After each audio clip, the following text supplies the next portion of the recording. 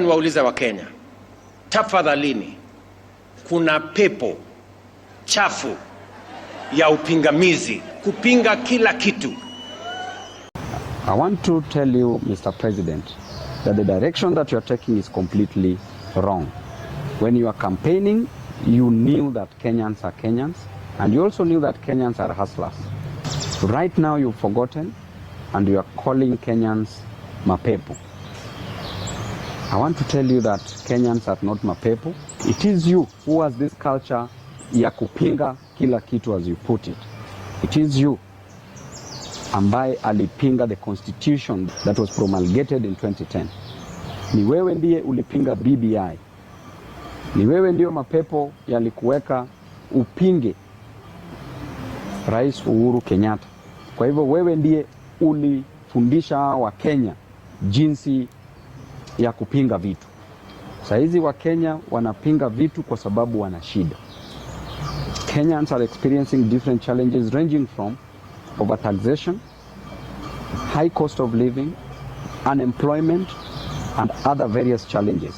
Right now you've brought us she and sha, meant to destroy the lives of Kenyans, meant to reduce their disposable income further without increasing their salaries.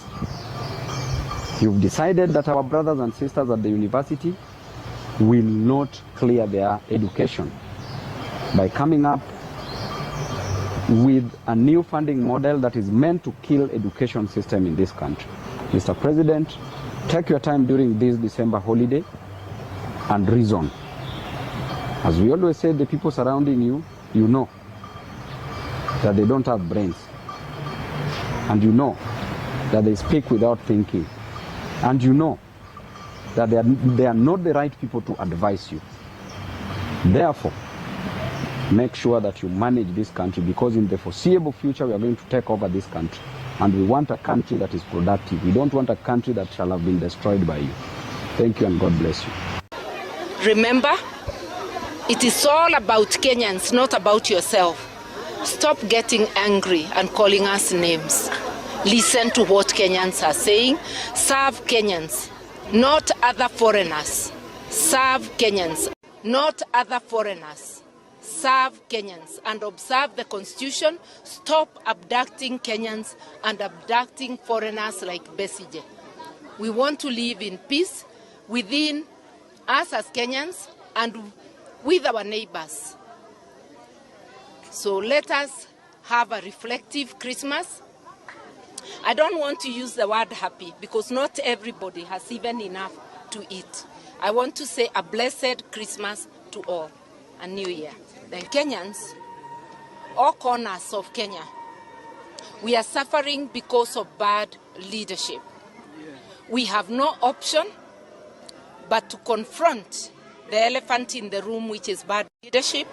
And one way of doing so is holding our leaders to account. The Finance Bill 2024, rejected by Kenyans, has been returned through the back door. And we know there is going to be a lot of hardship as we cross to the new year. We also know that health services are difficult to access for every Kenyan.